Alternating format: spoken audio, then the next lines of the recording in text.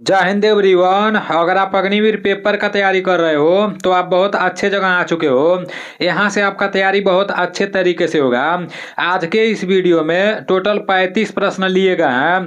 15 प्रश्न सामान्य ज्ञान के रहने वाले हैं और 15 प्रश्न सामान्य विज्ञान के रहने वाले हैं और 5 प्रश्न रीजनिंग के रहने वाले हैं। पूरा प्रश्न समाप्त होने के बाद लास्ट में ईमानदारी पूर्वक से कमेंट करके बताना कि इन 35 प्रश्नों में से आपका कितना प्रश्न सही हुआ है। और एक प्रश्न है, जैसे करंट अफेयर्स का प्रश्न है कि वर्तमान में भारत के कृषि एवं किसान कल्याण मंत्री कौन है। तो देखो, नरेंद्र सिंह तोमर जी के जगह पर अर्जुन मुंडा आ गए हैं। ठीक है ना। जब मैं करंट अफेयर्स वाला क्लास कराया था तो उसमें जो पुराने जैसे कृषि एवं किसान कल्याण मंत्री थे वो मैं आप लोगों को बता दिया था, नरेंद्र सिंह तोमर बता दिया था। लेकिन बाद में मैं देखा ना तो दिसंबर 2023 में, जैसे 2023 में लास्ट के महीना में दिसंबर में, मतलब नरेंद्र सिंह तोमर, जैसे नरेंद्र सिंह तोमर के जगह अर्जुन मुंडा आ गए हैं।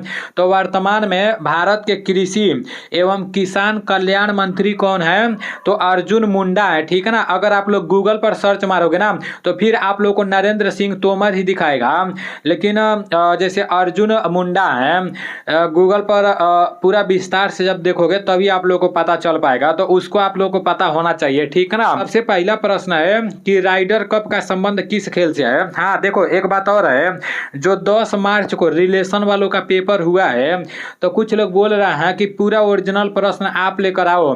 तो देखो, अभी जैसे आप लोगों को कल तो हो सकता है क्लास आप लोगों का नहीं हो पाएगा और आज शाम वाला क्लास भी आप लोगों का करंट अफेयर्स का नहीं हो पाएगा। आप लोग पुराना क्लास रिवीजन कर लेना और मेरे एप्लीकेशन में जाकर जैसे पूरा पढ़ लेना। ठीक है ना। देखो, ये रहा मेरा एप्लीकेशन। ये एप्लीकेशन आप लोग को प्ले स्टोर पर मिल जाएगा।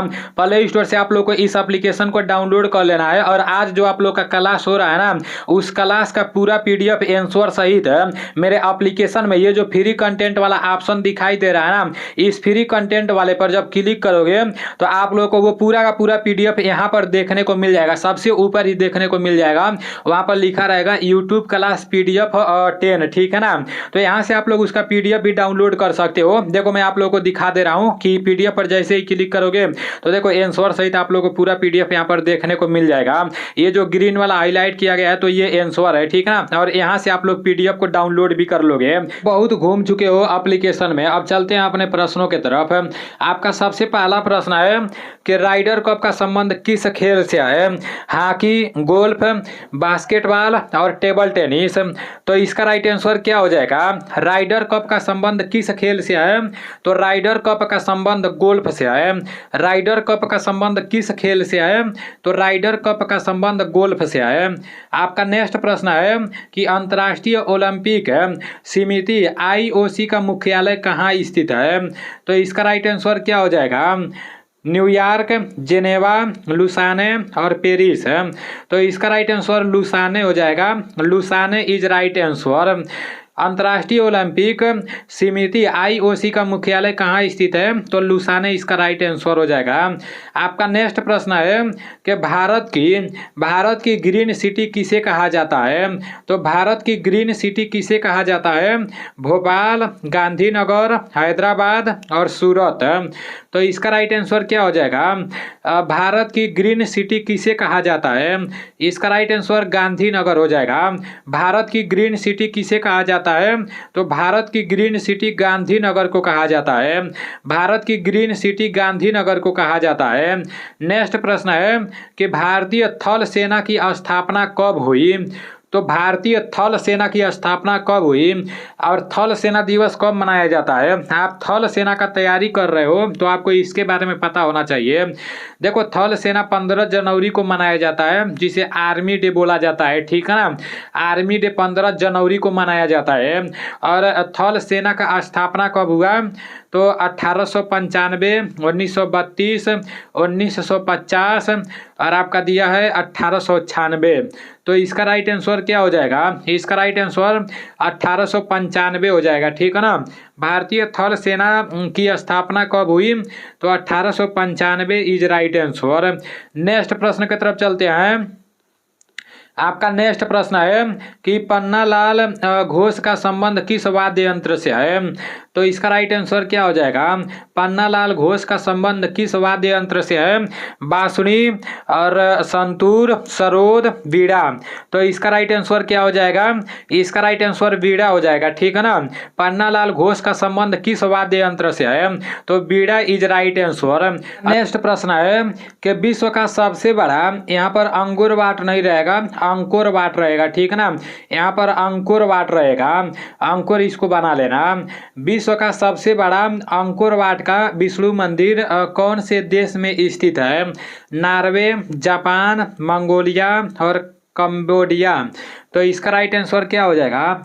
इसका राइट आंसर मंगोलिया हो जाएगा, Mongolia is right answer. Next प्रश्न की तरफ चलते हैं। देखो, आज शाम को आप लोग का करंट अफेयर्स वाला क्लास नहीं हो पाएगा और कल सुबह में भी जीके जीएस वाला क्लास नहीं हो पाएगा। तो पुराना आप लोग पढ़ते रहना। हाँ, कुछ लोग के मन में ये भी चल रहा होगा कि क्यों नहीं क्लास हो पाएगा, तो आज ही मैं पटना के लिए निकल जाऊंगा।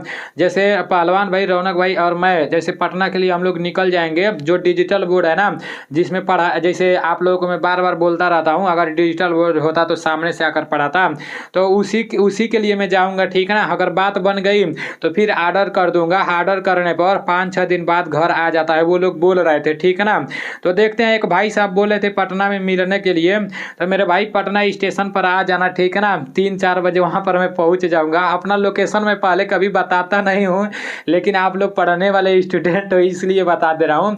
ऐसा बात नहीं है कि डर के मारे नहीं बताता हूँ, लेकिन यूट्यूब पर वीडियो बनाता हूँ। आप लोग जानते ही हैं कैसे कैसे लोग मतलब किस किस नज़र से देखते हैं, आप लोगों को तो पता ही होगा सारी बातें। तो इसलिए मैं अपना लोकेशन नहीं बताता हूँ। जब मैं वहाँ चला जाता हूँ, सब कुछ फाइनल हो जाता है, तब मैं लोकेशन बताता हूँ। लेकिन इस बार मैं बता दिया हूँ, तो कुछ मिस्टेक नहीं करना, ठीक है ना, नहीं तो बड़ा थोड़ा सा प्रॉब्लम हो जाएगा। आपका नेक्स्ट प्रश्न है कि लेबनान की राजधानी है, लेबनान की राजधानी कहाँ पर है? निकोसिया, मैड्रिड, कीव और बेरूत। तो इसका राइट आंसर क्या हो जाएगा? लेबनान की राजधानी कहाँ पर है? इसका राइट आंसर बेरूत हो जाएगा। लेबनान की राजधानी बेरूत में है। आपका नेक्स्ट प्रश्न है कि ज्ञानपीठ पुरस्कार पाने वाले भारत की प्रथम महिला हैं। ज्ञानपीठ पुरस्कार पाने वाली भारत की प्रथम महिला कौन है? तो कर्णम मल्लेश्वरी, एल लम्सडेन, आशापूर्ण देवी, हरिता कौर दयाल। तो इसका राइट आंसर आशापूर्ण देवी हो जाएगा। ज्ञानपीठ पुरस्कार पाने वाली भारत की प्रथम महिला कौन है? तो ज्ञानपीठ पुरस्कार पाने वाली भारत की प्रथम महिला कौन है? आशापूर्ण देवी इसका राइट आंसर हो जाएगा, ठीक है ना। आशापूर्ण देवी इज राइट आंसर। नेक्स्ट प्रश्न की तरफ चलते हैं। आपका नेक्स्ट प्रश्न है कि स्पेन देश का राष्ट्रीय चिन्ह है, स्पेन देश का राष्ट्रीय चिन्ह क्या है? वाटर लिली, शेर, ईगल और सफ़ेद लिली। तो इसका राइट आंसर क्या हो जाएगा? आज तो आप लोग का हालत खराब हो रहा होगा। स्पेन देश का राष्ट्रीय चिन्ह है भाई, कभी कभी ऐसा भी प्रश्न पूछ देता है, ठीक है ना। तो इसका राइट आंसर ईगल हो जाएगा, ईगल इज राइट आंसर। आपका नेक्स्ट प्रश्न है कि मथुरा किस महाजनपद की राजधानी थी? तो मथुरा किस महाजनपद की राजधानी थी? मत्स्य, शूरसेन, मल्ल और चैदी। तो इसका राइट आंसर क्या हो जाएगा? मथुरा किस महाजनपद की राजधानी थी? इसका राइट आंसर शूरसेन हो जाएगा। मथुरा किस महाजनपद की राजधानी थी? तो शूरसेन इज राइट आंसर। आपका नेक्स्ट प्रश्न है कि अशोक के गुरु कौन थे? तो अशोक के गुरु कौन थे? चाणक्य, उपगुप्त, भद्रबाहु, स्थलबाहु। तो इसका राइट आंसर चाणक्य हो जाएगा। अशोक के गुरु कौन थे? तो अशोक के गुरु चाणक्य थे, ठीक है ना। आपका नेक्स्ट प्रश्न है कि कुतुब मीनार का पूर्ण निर्माण किसने किया? तो कुतुब मीनार का पूर्ण निर्माण किसने किया? गयासुद्दीन, रजिया सुल्तान, कुतुबुद्दीन ऐबक और इल्तुतमिश। तो इसका राइट आंसर क्या हो जाएगा? इसका राइट आंसर इल्तुतमिश हो जाएगा। कुतुब मीनार का पूर्ण निर्माण किसने किया? तो कुतुब मीनार का पूर्ण निर्माण इल्तुतमिश ने किया, ठीक है ना। कुतुब मीनार का पूर्ण निर्माण इल्तुतमिश ने किया। नेक्स्ट प्रश्न की तरफ चलते हैं। आपका नेक्स्ट प्रश्न है कि 1857 की क्रांति का नेतृत्व कर्ता कौन था? तो 1857 की क्रांति का नेतृत्व कर्ता कौन था? नाना साहेब, लक्ष्मीबाई, मंगल पांडे, बहादुर शाह। तो इसका राइट आंसर क्या हो जाएगा? 1857 ईस्वी की क्रांति का नेतृत्वकर्ता कौन था? बहादुर शाह हो जाएगा, ठीक है ना। Bahadur Shah is right answer. 1857 की क्रांति का संबंध किससे है? तो 1857 की क्रांति का संबंध मंगल पांडे से है। आपका नेक्स्ट प्रश्न है कि कांग्रेस पार्टी की स्थापना के समय वायसराय कौन थे? तो कांग्रेस पार्टी की स्थापना के समय वायसराय कौन थे? Lord Dufferin, Lord Ripon, Lord Lytton और लॉर्ड मेयो। तो इसका राइट आंसर क्या हो जाएगा? कांग्रेस पार्टी की स्थापना के समय वायसराय लॉर्ड डफरिन थे, ठीक है ना। Lord Dufferin is right answer. Next प्रश्न की तरफ चलते हैं। आपका नेक्स्ट प्रश्न है कि भूटान से सर्वाधिक सीमा कौन सा राज्य बनता है? भूटान से सबसे ज्यादा सीमा कौन से राज्य का बनता है? अरुणाचल प्रदेश, असम, पश्चिम बंगाल और सिक्किम। तो इसका राइट आंसर असम हो जाएगा। Assam is right answer. Bhutan से सर्वाधिक सीमा कौन सा राज्य बनता है? तो असम, ठीक है ना। असम इसका राइट आंसर हो जाएगा। अभी आप लोग के सामान्य ज्ञान के 15 प्रश्न समाप्त हो चुके हैं। आज तो आप लोग का सामान्य ज्ञान का स्कोर बड़ा कम मतलब गया होगा, क्योंकि काफ़ी सारा ऐसा प्रश्न डाला गया है जो पहले मैं अपने चैनल पर नहीं लाया था, ठीक है ना। अब सामान्य विज्ञान की तरफ चलते हैं। आपका सामान्य विज्ञान का पहला प्रश्न है कि जर्मन सिल्वर मिश्र धातु है। जर्मन सिल्वर किसका मिश्र धातु है? तांबा व एल्यूमिनियम, टीन व कॉपर, सीसा व टीन, निकिल, तांबा व जिंक। तो इसका राइट आंसर क्या हो जाएगा? इसका राइट आंसर निकिल, तांबा व जिंक हो जाएगा, ठीक है ना। निकिल, तांबा व जिंक इज राइट आंसर। आपका नेक्स्ट प्रश्न है कि सबसे कठोर धातु है। सबसे कठोर धातु कौन है? एल्यूमिनियम, चांदी, सोना और प्लैटिनम। तो इसका राइट आंसर क्या हो जाएगा? सबसे कठोर धातु कौन सी है? तो प्लैटिनम इसका राइट आंसर हो जाएगा। सबसे कठोर धातु प्लैटिनम है, ठीक है ना। सबसे कठोर धातु प्लैटिनम है। नेक्स्ट प्रश्न है कि फ्लैश बल्ब का फिलामेंट किसका बना होता है? तो फ्लैश बल्ब का फिलामेंट किसका बना होता है? मैग्नीशियम, सोडियम, नाइक्रोम और टंगस्टन। तो इसका राइट आंसर क्या हो जाएगा? फ्लैश बल्ब का फिलामेंट किसका बना होता है? इसका राइट आंसर मैग्नीशियम हो जाएगा। Magnesium is right answer. Flash bulb का फिलामेंट किसका बना होता है? मैग्नीशियम का बना होता है। आपका नेक्स्ट प्रश्न है कि ग्रीन हाउस प्रभाव के लिए जिम्मेदार प्रमुख गैस कौन सा है? तो ग्रीन हाउस प्रभाव के लिए जिम्मेदार प्रमुख गैस कौन सा है? CO2, CFC, CH4 और CO। तो इसका राइट आंसर क्या हो जाएगा? ग्रीन हाउस प्रभाव के लिए जिम्मेदार प्रमुख गैस कौन सा है? तो इसका राइट आंसर आपका CO2 हो जाएगा, ठीक है ना। CO2 is right answer. आपका नेक्स्ट प्रश्न है कि ऊर्ध्वपातन का उदाहरण है।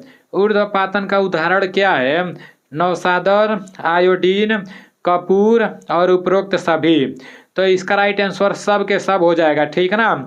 नौसादर का सूत्र क्या होता है? कई बार पूछ देता है। NH4Cl नौसादर का सूत्र होता है, ठीक है ना। NH4Cl नौसादर का सूत्र होता है। आपका नेक्स्ट प्रश्न है कि अस्थाई चुंबक किस मिश्र धातु से बनाई जाती है? अस्थाई चुंबक किस मिश्र धातु से बनाई जाती है? लोहा, एल्निको, नाइक्रोम और कांसा। तो इसका राइट आंसर क्या हो जाएगा? इसका राइट आंसर एल्निको हो जाएगा, ठीक है ना। अस्थाई चुंबक किस मिश्र धातु से बनाई जाती है? तो alnico is right answer. Next प्रश्न की तरफ चलते हैं। आपका नेक्स्ट प्रश्न है कि विद्युत धारा किस प्रकार की राशि है? तो विद्युत धारा किस प्रकार की राशि है?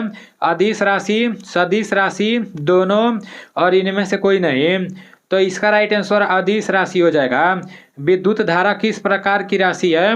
तो विद्युत धारा अदिश राशि है। विद्युत धारा किस प्रकार की राशि है? अदिश राशि है। डाइन किसका मात्रक है? तो डाइन किसका मात्रक है? ऊर्जा का, कार्य का, त्वरण का और बल का। इसका राइट आंसर बल हो जाएगा। डायनिया के बारे में क्या बताऊं, ये तो कई बार बता चुका हूं कि जिसके पास ज्यादा बल रहता है वही अपने आप को डायनिया बोलती है। देखो बुरा नहीं मानना, लेकिन ये हकीकत बात है। मतलब जिसके पास बहुत बल रहता है वो ये वाला हरकत करता है, ठीक है ना, ये वाला हरकत करता है। शोभा नहीं दे रहा है, बार बार बोल रहा हूं। तो नेक्स्ट प्रश्न है कि बर्फ के टुकड़े को पानी में डालने पर उसकी पिघलने पर पानी का तल क्या होता है? बढ़ता है, घटता है, अपरिवर्तित रहता है, इनमें से कोई नहीं। तो इसका राइट आंसर क्या हो जाएगा? इसका राइट आंसर अपरिवर्तित रहता है हो जाएगा, ठीक है ना, अपरिवर्तित रहता है इज राइट आंसर। आपका नेक्स्ट प्रश्न है कि जीवाणु जनित रोग है, जीवाणु जनित रोग कौन सा है? खसरा, एड्स, तपेदिक और रेबीज। तो इसका राइट आंसर क्या हो जाएगा? इसका राइट आंसर तपेदिक हो जाएगा। जीवाणु जनित रोग कौन सा है? तो तपेदिक है। जीवाणु जनित रोग तपेदिक है। गुणसूत्र में कौन सी प्रोटीन पाई जाती है? तो गुणसूत्र में कौन सी प्रोटीन पाई जाती है? हीमोग्लोबिन, हिस्टोन और ग्लोब्यूलिन और कैरोटीन। तो इसका राइट आंसर क्या हो जाएगा? गुणसूत्र में कौन सी प्रोटीन पाई जाती है? तो गुणसूत्र में हिस्टोन प्रोटीन पाई जाती है। मानव में कितने गुणसूत्र होते हैं? तो मानव में 46 गुणसूत्र होते हैं।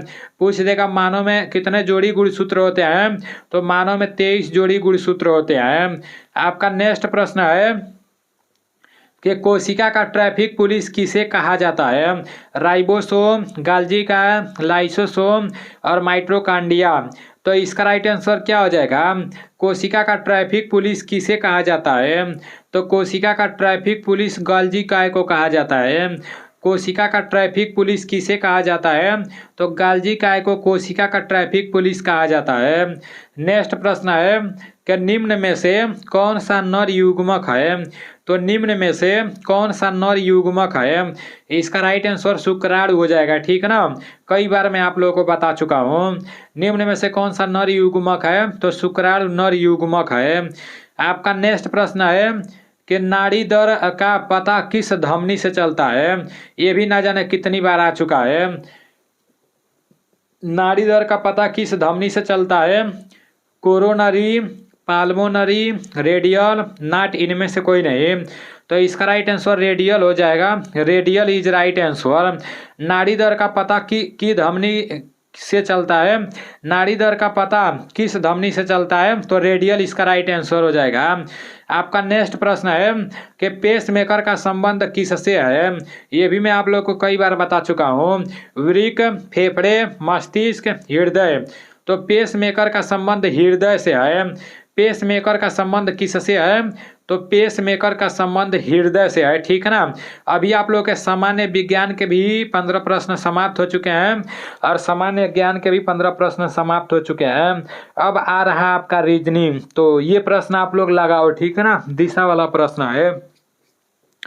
पूर्णिमा उत्तर की ओर 6 किलोमीटर चलती है, तब वह वहां से बाईं ओर मुड़कर 8 किलोमीटर चलती है, फिर अंत में बाईं ओर मुड़कर 6 किलोमीटर चलती है। बताइए कि प्रारंभिक स्थान से स्थान यहाँ पर रहेगा, ठीक है ना, प्रारंभिक स्थान से वह अंत कितनी दूरी पर है? तो कितनी दूरी पर है ये आप लोगों को पता होना चाहिए। पूर्णिमा उत्तर की ओर 6 किलोमीटर चलती है, दूरी पूछ रहा है ना, तो देख लेते हैं, इसको भी देखे लेते हैं। यहाँ पर उत्तर हो गया, फिर पूरब हो गया, फिर यहाँ पर दक्षिण हो गया, ठीक है ना, उत्तर पूरब, उत्तर हो गया, फिर आपका पूरब हो गया, फिर आपका दक्षिण हो गया, फिर आपका पश्चिम हो गया। मैं आप लोगों को कई बार बताया हूँ इसको किस तरह से करना है ऐसे प्रश्नों को। अब बस आप लोग को रखते जाना है।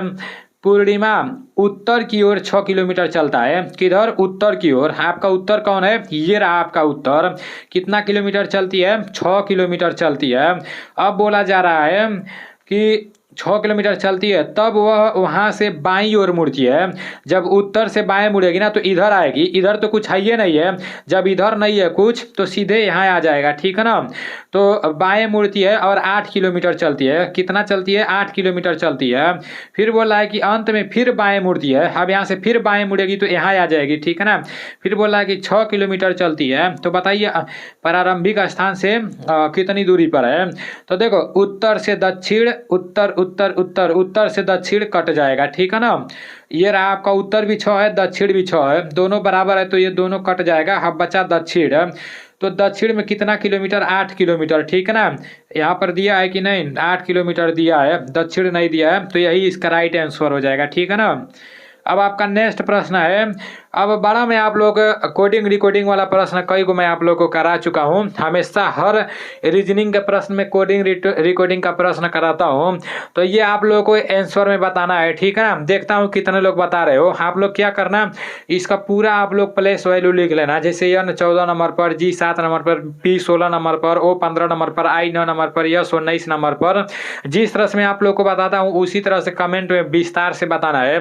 और जितने भी साथी अपने संजीत भाई को हैप्पी बर्थडे लिखे थे उन सभी लोगों को मैं बहुत बहुत धन्यवाद देना चाहूँगा, क्योंकि आप सभी लोग मिलकर अपने संजीत भाई का बर्थडे बनाए थे।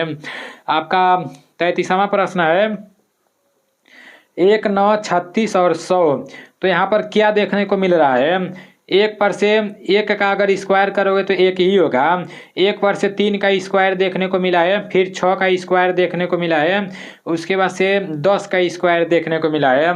तो 1 पर से 3, 3 पर से 6, 6 पर से 10, उसके बाद से 10 पर से क्या हो जाएगा? 10 पर से 15 हो जाएगा, ठीक है ना।